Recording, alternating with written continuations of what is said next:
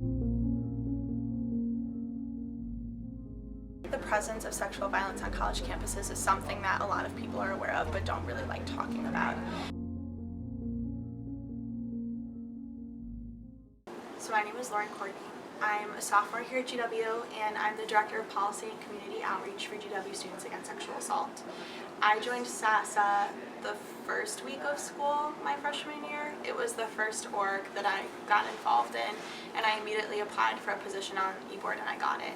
And this was sort of in wake of me having personal experiences with sexual violence during the summer. I actually think that GW is doing a better job addressing sexual assault on college campuses than other schools. I think there's always more that we can do, and I think that it's really because of the work of groups like Students Against Sexual Assault pushing for advocacy and pushing for education.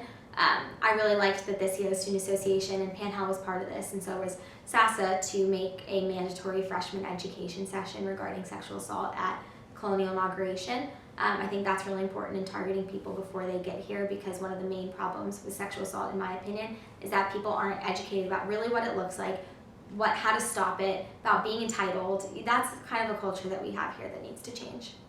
So SAS as an organization is entirely student-based, and we do a lot of different things in the realm of sexual violence. A large part of what we do is advocacy-based, where we try to push for policy changes both at the university and also on a congressional level. So we do lobbying campaigns against legislation that concerns campus sexual violence, and sort of advocate for any sort of national policies that would support survivors and make sure that all perpetrators are held accountable for any sort of violence that they commit. A lot of the times we play the role of counselors, of people that will connect survivors with resources, as advocates for survivors that want to file a Title IX complaint or want to file a complaint within the university or just find help somewhere. So we sort of act as a liaison as well as a support system for survivors on our campus. We also do education-based things as well. We host workshops across campus to train different student organizations and different community groups about sexual violence, bystander intervention, what healthy relationships look like, how to help out a friend if you think that something bad has happened. So we do, mainly it sort of divides into those three sections of advocacy, support, and education.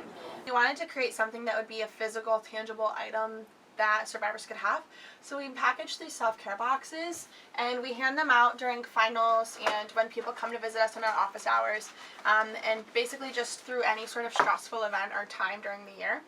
And what each little box contains is some papers with breathing exercises and relaxation tips, and also a bodily Bill of Rights to just talk about some of the things that we should keep in mind for self-care as survivors on college campuses.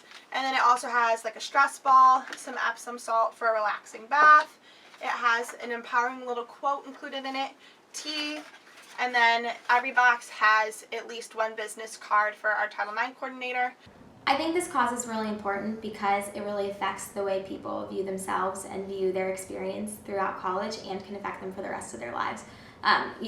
Sexual assault is something that can really intervene in your entire mental health and your productivity, and it's just so important that we make sure that it's not happening, because for the safety and well-being and happiness of everybody at this school, it's something that needs a lot of attention.